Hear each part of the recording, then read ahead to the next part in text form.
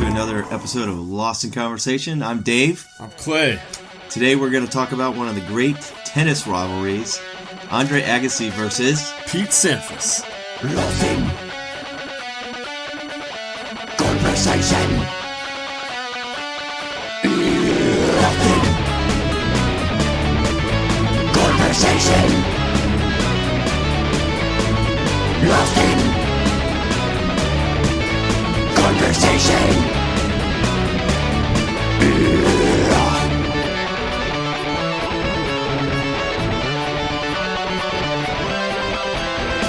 Lost in Conversation.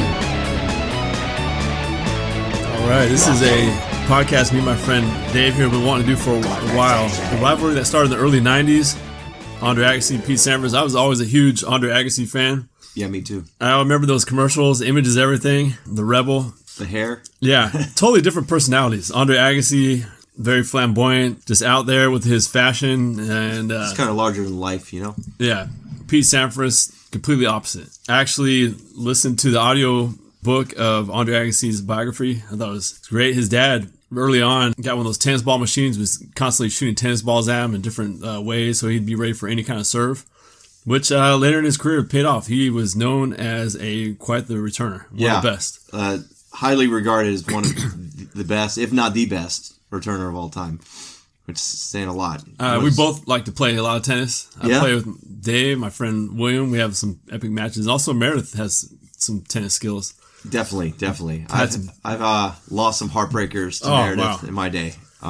You are a manly guy just to say it, right? Just for the record, I just want to mention that I am the current United States champion in our round robin tournament. What he's referring to is that we have a belt that we keep with us, and whoever won the last match keeps the belt. Yes, I've had the title for quite some time, so I think Clay's ready for challenge me for the after belt. we're going to do this podcast, we're going to go play. Maybe we'll go out there and record some of it. That'd be fun. So what are some of your favorite tennis players besides Agassi? Well, you know, growing up, I really just enjoyed watching the back and forth of tennis. I was interested as a kid. Never really got fully into it, but I remember when Ivan Lendl versus Boris Becker, they had a lot of great matches. Agassi, of course. Sampras, Stefan Edberg is another big name that I remember in my younger days. Jimmy Connors, John McEnroe, big, larger-than-life personalities. John McEnroe, that guy's hilarious. With his yelling at the referees. Yeah. And you see a little bit of that in Agassi from time to time, and I think, not to get ahead of ourselves, but that sort of kind of goes against him at times.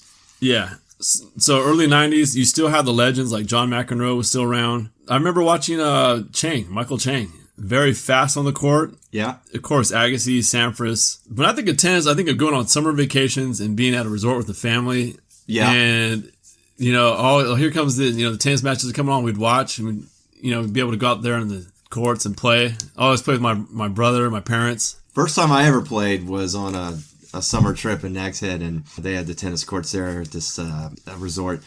I wasn't very good, didn't really know what I was doing, but that was the beginning of it for me. Now, how about the female side? I always remember watching Martina Hingis. I guess because it's the same time frame. For me, Martina Navratilova was the first tennis player I remember watching. Chris Everett also. The two of them were pretty big at the time. I'll never forget the Monica Seles, just the screaming. It seems like. And the stabbing. That was the crazier thing.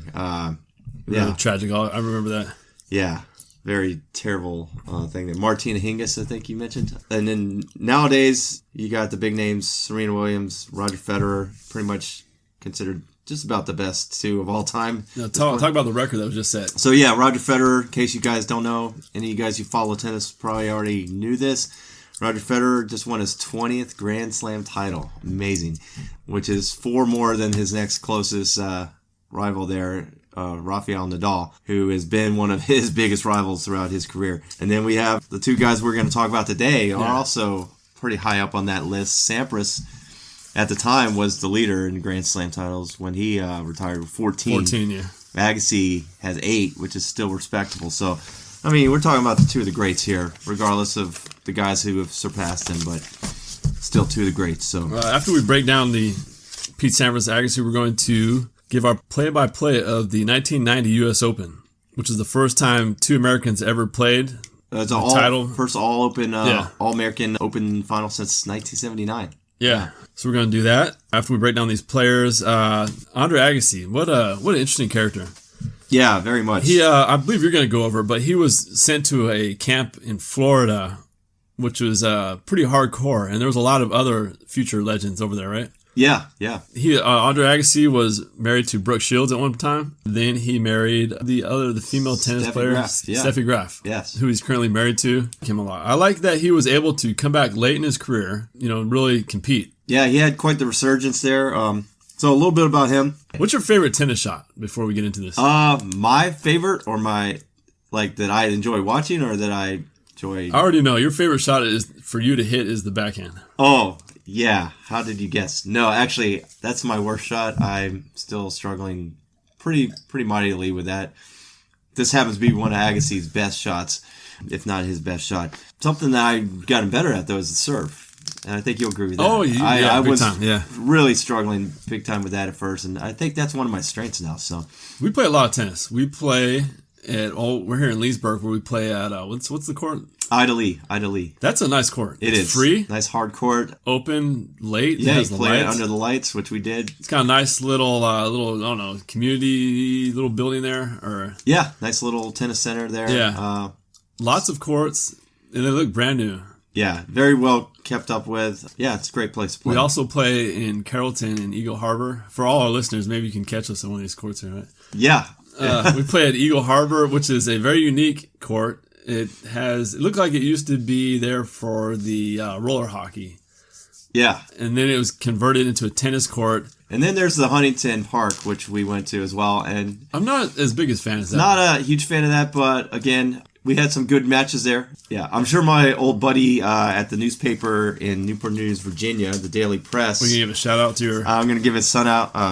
son. A son out. Whoa. A shout out to old pal Sonny Dirth.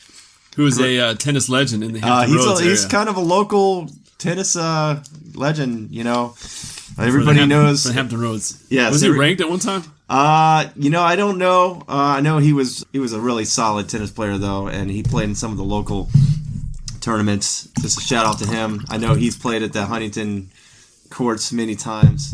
He probably has much better experiences than I do there. Which Dave knows him from the Daily Press. Yes, the Daily Press. Yeah. So.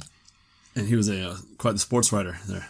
He's one of the guys on the desk, but he also wrote articles for the paper as well. Great guy.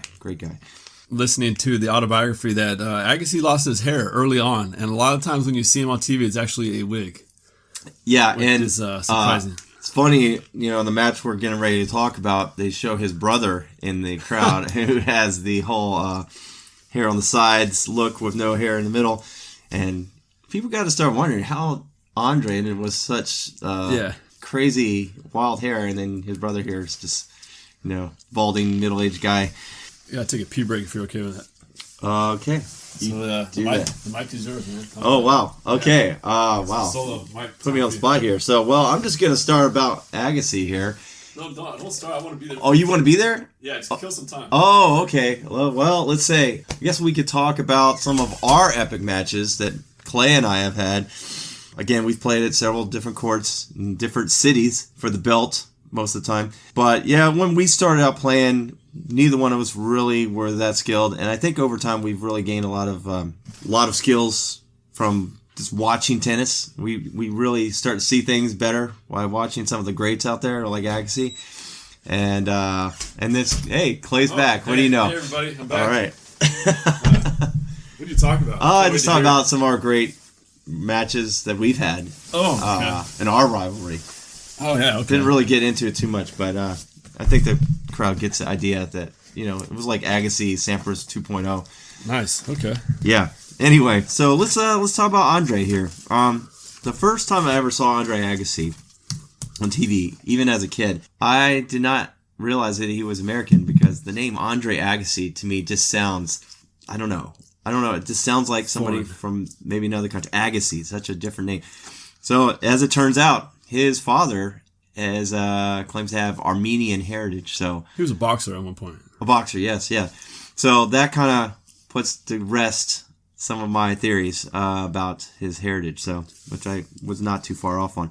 Again, started out in 1986 at the age of 16 years old. A lot of these guys start out young. You have to, really, to become what these guys became. Right. Retired in 2000, so a nice long playing career for the guy. When was he born? 1970. Okay. One year before Sampras. Right, yeah. So these guys are contemporaries. They're in there at the same time. The time of the match we're going to talk about, they had faced each other twice, split that. So anyway, Agassi, again, regarded as a big star based on like the way he carries himself, his apparel, his attitude. Again, his charisma out there on the court. Again, sometimes to his detriment. He puts his heart out on his sleeve pretty much when he's out there on the court. They got him listed at 5'11", right? 5'11", yeah. It's kind of short for his competition, probably. Yeah. And Sampras only 6 feet, so I mean, the guy that he has to worry about the most is not too much of an advantage there. Anyway, so he's credited with bringing the popularity back to tennis. I mean, you got a guy. I can see that, yeah. Just the way, I mean, he had a lot of sponsorships. The hair, the commercials, the outfits, the charisma, the approach. You got Sampras, who is kind of the opposite. We'll get into that later. But that's pretty typical of tennis. You expect a guy like Sampras. Yeah, just the match that we watch, he's got neon shirt, biking shorts, shoes. Yeah. The one George Michael-like earring. Yes, the earring. And the fake hair. The feathered, dyed hair, which is probably fake. Yeah, and the fake dark roots underneath, which is even better. Anyway, so Agassi, again, very accomplished, like we said, 8-time Grand Slam champion, Olympic gold medalist as well. Nice. Which puts him in a rare group of guys. He was also a runner-up in 7 Grand Slams. So, again, that's underlooked. Yeah. Yeah, so, I mean, he could be a 15-time winner if he'd play his cards right. Agassi pretty much owned the Australian Open during his time. He won 4 Aussie Open titles. Oh, yeah? Later surpassed by Novak Djokovic, winning his 5th title in 2015. So, and then Roger Federer in 2017. So, I mean, again, he's in rarefied air there with those two guys. Also, he's one of 5 male singles to win the career Grand Slam. So, not everybody can say they've won all 4 Grand Slam titles. Even Federer has excelled more. I've heard of ones. The French Open, I believe he's only won 1 time out of his 20 majors. So, again, it can't be understated, winning the Grand Slam, the career Grand Slam. Agassi has also won on all 3 different surfaces, which is also an impressive feat. Nice. First male, actually, to win on all 4 surfaces, hardcourt, clay, and grass. You got Rafael Nadal, who is a master at clay court, pretty much owns the French Open, and you got Federer, who tends to struggle, especially against Nadal, on clay. So, again, Agassi actually does very well on clay and on the hard courts. Grass is where he has his trouble, although he was able to win Wimbledon in 92 on the slick grass. So, again, that's not really his forte. Grass, huh? Yeah. Maybe because he used a lot of back and forth speed. Maybe why. That's why. Yeah, right. And that's sort of his game, getting his opponent running, hitting one side of the court, run to the other side of the court, back and forth. And again, his return game is exceptional. His two-handed backhand also is something he's known for. He gets the nickname the Punisher. I don't know exactly how he got that name, but just by the way he returns balls, like he just keeps people running. It's just the Punisher? I don't remember that. Yeah. Apparently that. Yeah, they don't mention that yet. Maybe he hasn't gotten that nickname yet. Yeah. In the match we saw, but maybe Agassi punishes by making him work so hard. Right, yeah. So Agassi, again, had quite the career because he was actually suffering from injuries and came back. The biggest thing, he had the sciatic nerve damage in his back with the 2 bulging discs, which is not a fun thing. I've had some back issues myself. Oh, yeah, I have too. And it's not easy. I was out for not from work, but playing sports for a year. Yeah. Chiropractors, lots of yoga. Yeah, I mean, just the other night we went to a concert. One of our favorite guys from The Office, Creed Bratton. Yeah. I was telling Clay, after standing there for, 2.5 hours, because we were 3 acts, I was dying, man. My back was killing me just standing there. So it definitely can affect you. The guy's playing. We'll have to discuss the concert more in depth. Yeah, we will. Yeah. Anyway, so Agassi, he had a bone spur that interfered with the nerve in his back as well. So he ended up retiring in 2006, and he lost to a guy named Becker. Not Boris Becker, though. It's a guy not even related to Boris Becker, a guy named Benjamin Becker. On his autobiography, he talks about that because he hated Boris Becker. Right. Because the first time they played each other, Boris Becker was talking a lot of trash to him and about his wife, Brooke Shields, and he ended up beating him. So the second time, I think is in this tournament that we're going to go over in 1990, he actually beat Boris Becker. Yes, to get to the final. And then later he had to face him again. I believe he just beaten Michael Chang, and he actually just lost to him on purpose quickly because he just didn't want to deal with it, is what he said. Wow, that's unbelievable, right? So I don't think he lost to Benjamin Becker on purpose, but the irony here is Boris Becker was his coach. Name. Oh, really? Yeah, was his coach. Oh, no. Both from Germany. Not related, though. Interesting. Yeah, Andre Agassi also, outside of tennis, he's done some great things. He has his charitable foundation, the Andre Agassi Charitable Foundation, which has raised over $60 million for at-risk children in Southern Nevada, where he's from. So that's a really great thing he did there. He also built a school there. Yeah, the College Preparatory Academy. So, yeah, again, he's really about kids and helping out kids. So that's really great. We admire that about him. It's honorable. And now, since 2001, like Clay mentioned, he's been married to fellow tennis star Steffi Graf. Things are going well there for him. Started out at age of 12, really starting to get into tennis in some of the national events for the boys, the championships. Going into the tennis academy in Florida at age of 13 with Nick, I don't know if I'm saying this right, Ballatieri. That sounds right. And close so enough. that's where he learned, like you were telling about, just. No, that was the guy who ran the academy? This was sent to Nick Ballatieri's tennis academy. So, from listening to the autobiography, the guy that ran the academy thought he was so good that he told his dad, you don't have to pay for this anymore. Yeah, right, yeah. And he said he had the most natural talent he's ever seen. So, yeah. And later became his actual coach. Right, okay. And then Agassi struggled with the physical getting in shape. So being from Vegas, he hired the UNLV training coach there, who was like a big guy, and he stayed with him the rest of his career. I believe he did change coaches though, but that was always his trainer. Oh yeah, when he came back after, he had fallen off a lot. I guess it was a big thing when he went to the guy at UNLV. That's a good job. He's like, hey, do you want to be, just quit this job and be my trainer? And eventually he did. So it's crazy. Yeah. Agassi. At one point he was number 1 in the world, 1995, and then his injuries and troubles kind of brought him back down. By 97, he was at 141. But then his resurgence really took off. He got back to number 1 in 99. Really, he kind of came into his own towards the end of his career there. And ended up having a great, epic match with James Blake in the U.S. Open semifinals. Oh, yeah. I'm glad you brought that up. Or maybe it was the quarterfinals. But, yeah, that was a match that we watched. Yeah. And we had to rewatch it and just sit in awe and watch these two guys. Blake was the up-and-comer. Nike was sponsoring him at this point and was not sponsoring Agassi because Agassi was kind of way over the hill at this point. Yeah. And match lasted 3-4 hours or something crazy like that? It was amazing. I remember being at the Daily Press with a guy, just me and this other guy were sitting there after we had already done our work for the night, and we could have gone home, and I didn't want to leave because I didn't want to miss a minute of this match.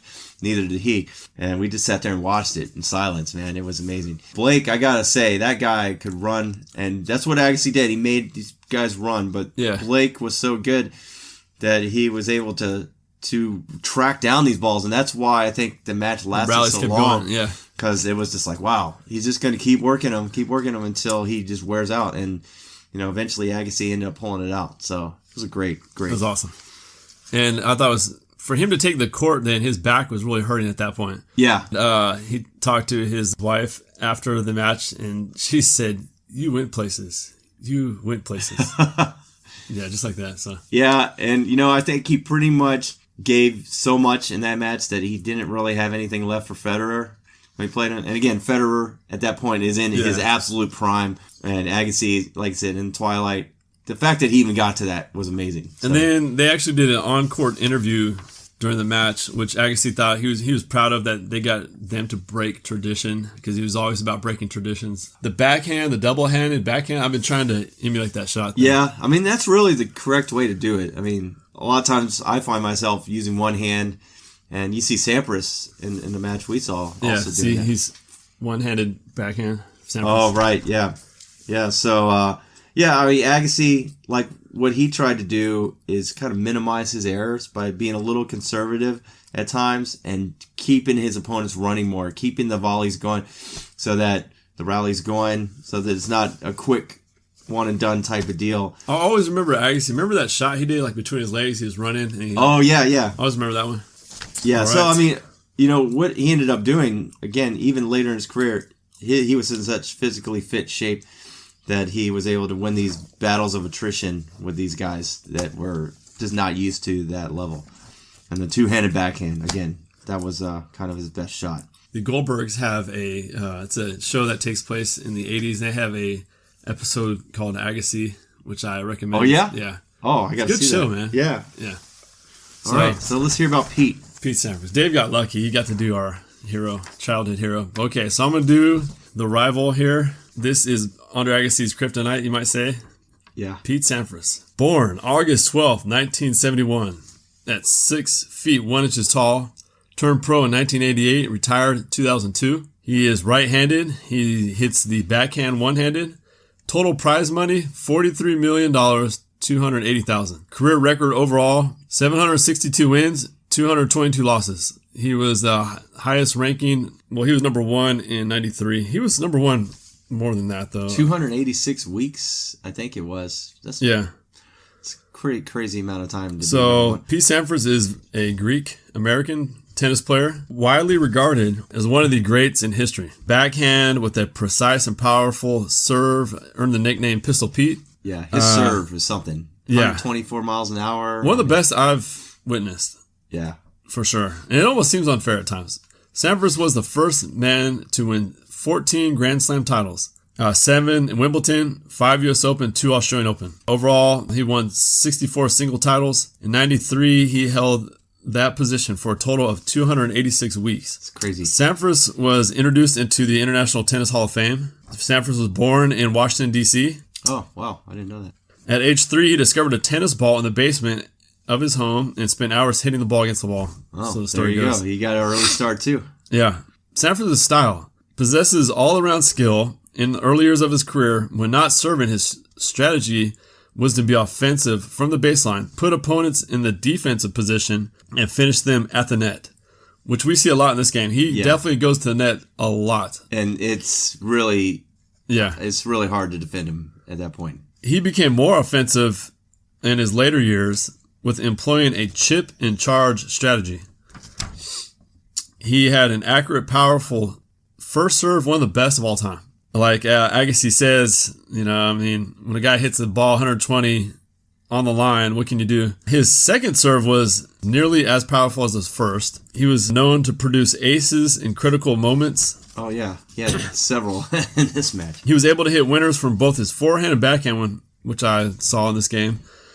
He was able to catch attacks wide to his forehand using his speed and hitting a forehand shot on the run. The one negative on his style is he does not perform well on the clay courts. Yeah, well, a lot of these guys go over to play the French Open, have trouble over there. So he hits a consistent 120 mile per hour serve.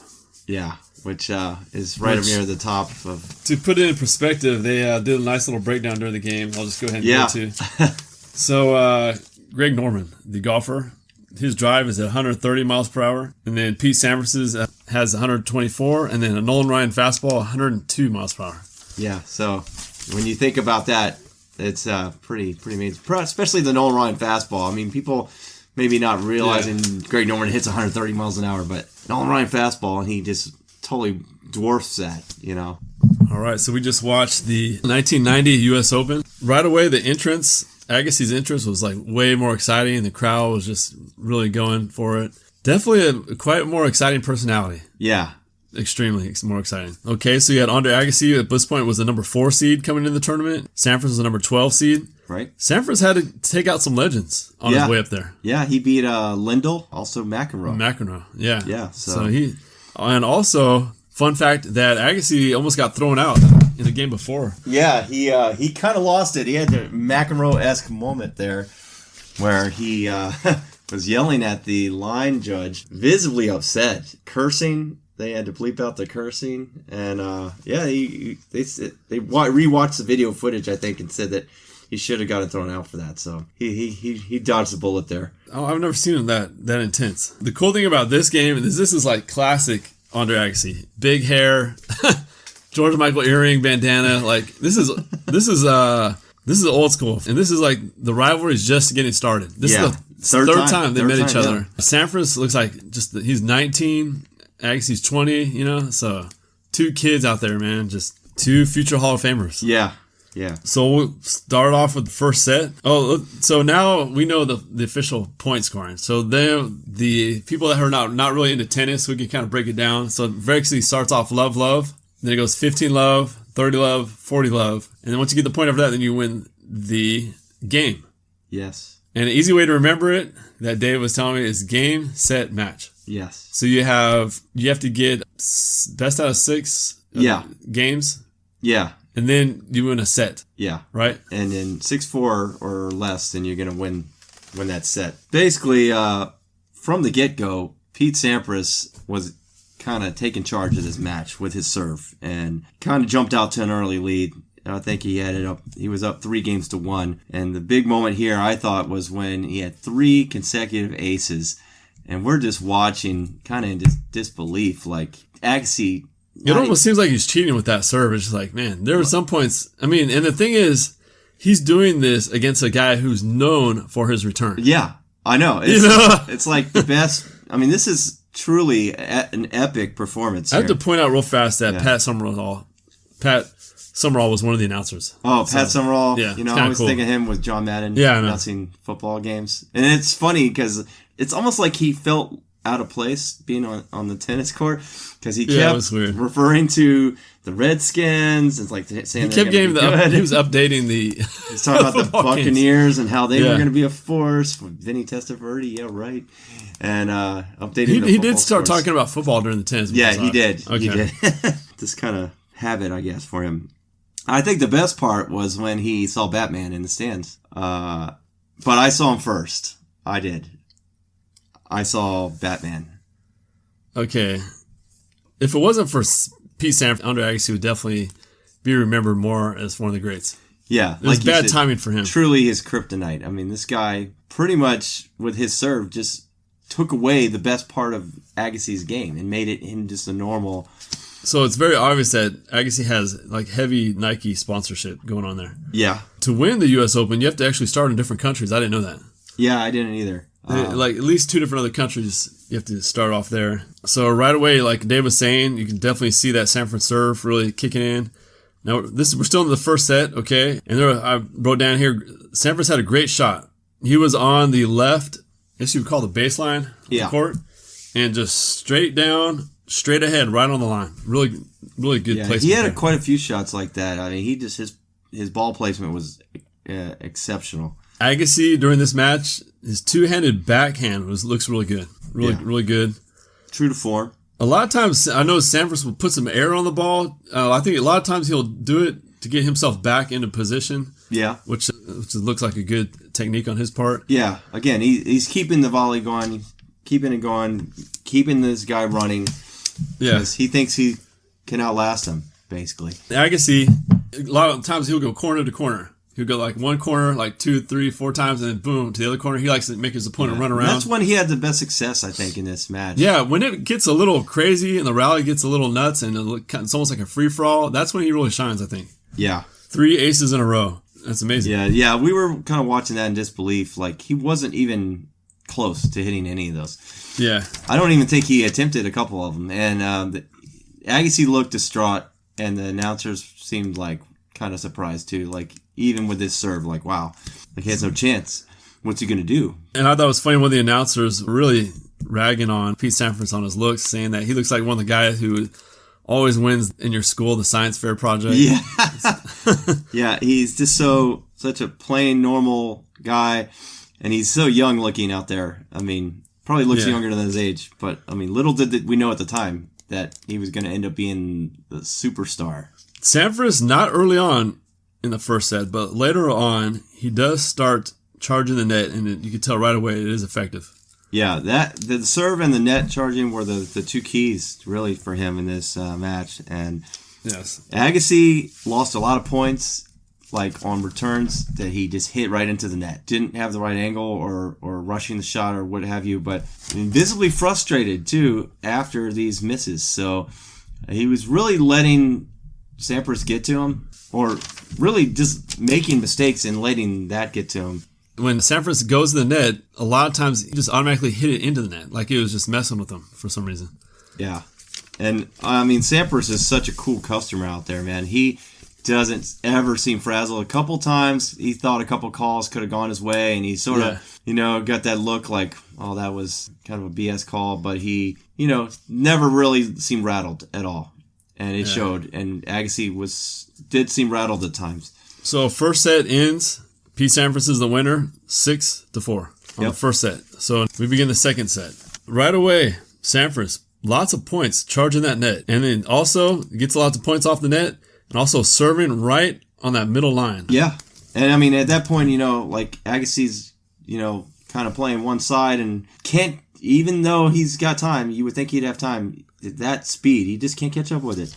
Yeah. And, another thing, they, had a little interview out there in the crowd with tennis legend Arthur Ashe. And he was suggesting that Agassi be more aggressive and going to the net himself like Sampras was doing. And really, we didn't see that. We saw him a couple times kind of charge, but maybe that's just really not his game. I mean, it might have been to his benefit, Arthur Ashe giving advice with a whisper and also in a colorful early 1990s style jumpsuit. Yeah, it was quite the outfit. Now, during this second set, I see Agassi getting a little warmed up, and finally he has an answer to Sampras charging that net. Yeah. What he did is he pretty much hit at an angle. He had enough room opposite side, and that's the first time he finally counters that attack. Yeah, and you start to see Sampras' serve kind of, I don't know if it actually slowed down that much, but wasn't quite as effective later on in the match. And then we see the actor Michael Keaton in the audience, and right away Dave says, "Hey, it's Batman." Yes, and I beat Pat Summerall, the announcer, to the punch, because right after I said that, no lie, which Dave's BFF/roommate Tim Keys is a huge Batman fan. Has Batman and stuff all over this house that we're in right Yes, he does. Yeah, he has pretty much everything all over this house. So, Dave, what's your favorite Batman? Well, it's not which Batmans can you name? How about that? It's not who my favorite Batman is. It's who the only Batman is. Oh. And that is Michael Keaton. Oh. The correct answer is Michael Keaton. True story. Can you name other Batmans? I can name other Batmans. Okay. Adam West, who's probably old school, the second best Batman. I love that Batman. He's a really awesome Batman. That's when they punch and they say, he's pow, the one bang. that smacks Robin in the cartoon, and they show him the old school Dodge Dart. They do the memes all the time on Facebook. If somebody memes, or somebody smacking Robin. Are you saying that's the original memes? Is that what you're saying? Well, I think that's one of the most famous ones where somebody does something stupid and it's like, wasn't it weird when you watch that show how the angles, it was like it'd get crooked and yeah. So anyway, Michael Keaton definitely number one. No argument there, or I won't hear of it anyway. Okay. Adam West number two. After that, it's really downhill from there. I can name some of the other ones. You got Christian Bale, who little over the top. You're looking at a list I just wrote. So I'm not. Okay. I'm not. Am I looking at the list? No, I'm not. I might know the list that you wrote, but I'm not looking at it.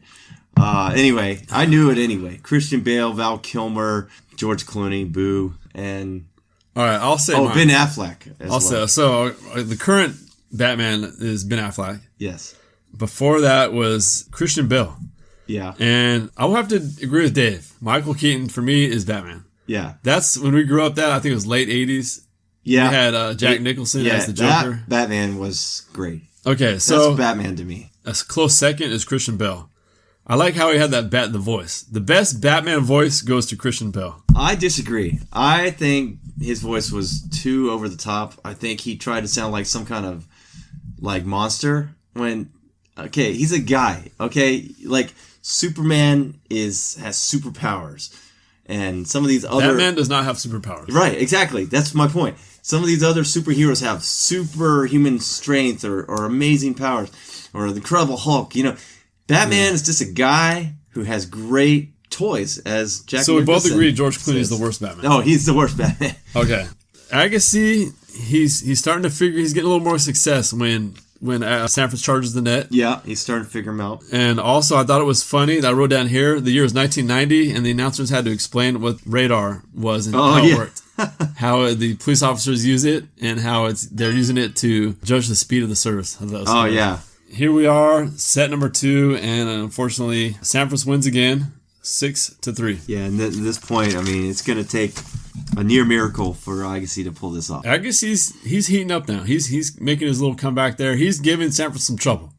It's 40. Dave, can you turn your phone off, please? That's not my phone. Man, we're doing a professional podcast here. Yeah, that was a little bird fluttering. Please turn off the bird in the audience. Right. Whoever in the audience, please turn your phone down. Yes, please. Oh, it was a little bird. That's my bird. That was an Office reference. So it's 40-40 in the first game of the third set. Sampras goes on to win the first game. Agassi is his serve. He had 2 aces. Yeah. So he's bringing a little Sampras game there. Yeah, he actually has 2 aces. He's not following Arthur Ashe's advice. There was one time where he did go towards the net, though, that I remember. Agassi he's always hitting in the net. Yeah, he's hitting a lot of really killed him. Yeah, a lot of mental errors going on. He does it a lot when Sampras runs up the net, then he automatically hits in the net. It seems to happen a lot for some reason. Yeah, and you would think in those situations he might actually lob it over his head. Yeah, I have that written down next. He's not actually even in danger of hitting into the net. So he did one time lob it over Sampras perfectly, and that worked really good. Agassi had a really awesome drop shot in this game. Yeah. Oh, yeah. That totally stood out. It was just Sampras was totally out of place. He couldn't even get to it. Beautiful shot. Agassi's just making a lot of mental errors, just hitting the net, hitting out of bounds. Yeah, it was just it just wasn't his day. He's hitting at angles that Agassi just can't return. Yeah, and when you're up there's the net, you have that luxury to hit those angles that you wouldn't be able to do otherwise. So, and then it's game over. Sampras wins the third set 6-2. They interview Andre Agassi. They announce him as the runner-up in the match, and they give him a check for $175,000. Wow, man, I could use $175,000. Hey, if I lose to you today, do I get $175,000? Yeah, you're the runner-up. All right, cool, man. Yeah. Let's go out and let me lose then. Yeah, They interview Pete Sampras, and he is the youngest male tennis player to win the U.S. Open. Oh wow, yeah. At 19 years old, and he gets a check for $350,000. And this is in 1990. 1990, It's like $1 million now, right? I know, right? That's his first Grand Slam win. 15 aces in this game. Yeah. Oh, yeah. He was dominant. I mean, make no mistake. He was in charge of this match from the beginning. Yeah. And Sampras says this is the best he's ever played. Best he played all week. So I guess the week in the tournament. Yeah. And then, referring to like being able to hit his serve the way he did, but not in the U.S. Open, and gets a kind of an awkward laugh from the crowd.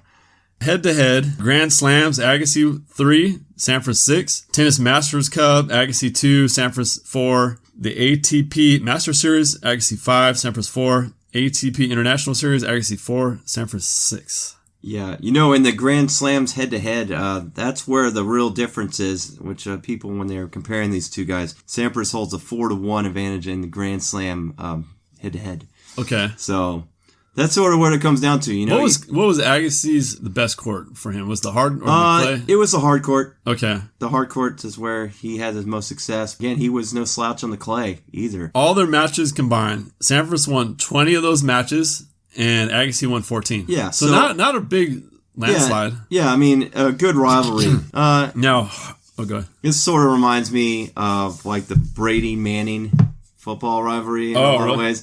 Again, the greats of their time. And, people give the nod to Brady because he's won more of the big matches, or in his case, the Super Bowls.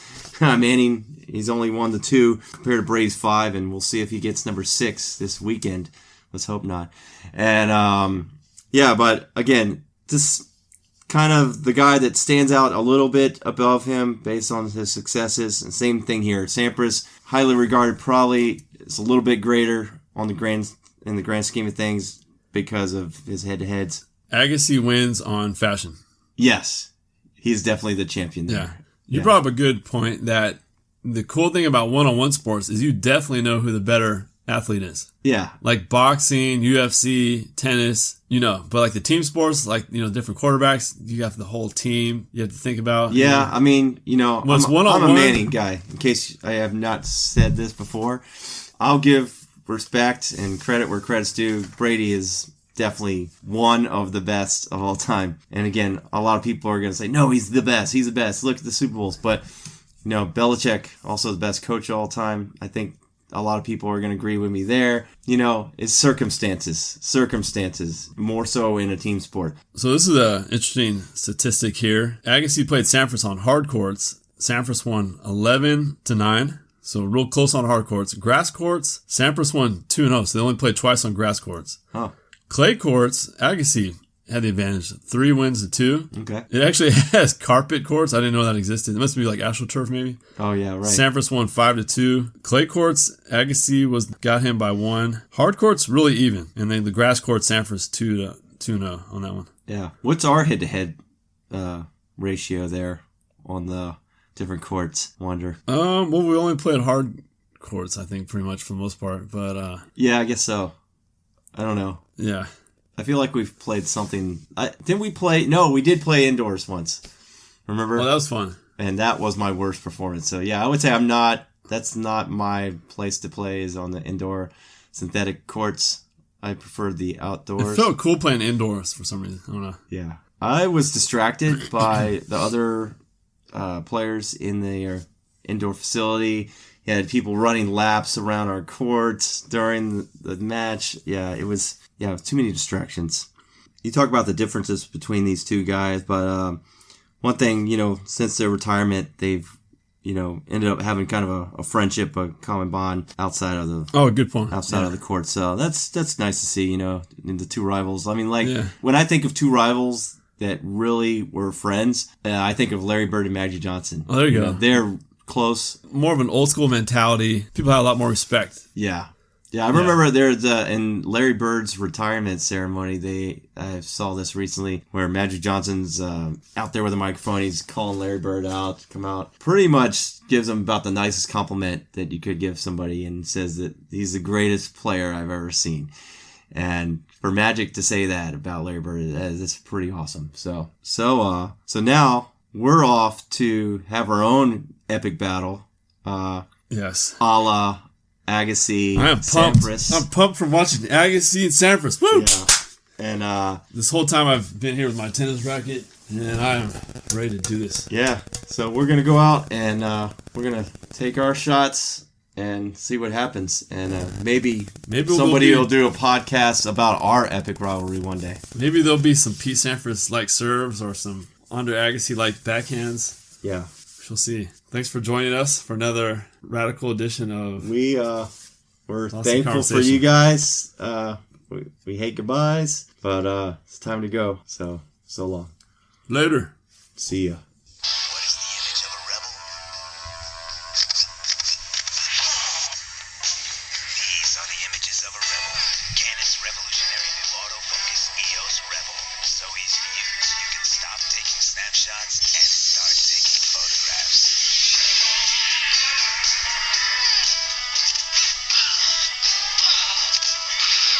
Image is everything. EOS Rebel from Canon.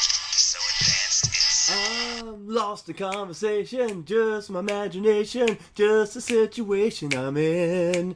It's time to start over again and again and again. Yeah. I'm lost in conversation, not my imagination, just the situation I'm in. It's time to start over, time to start over, time to start over again.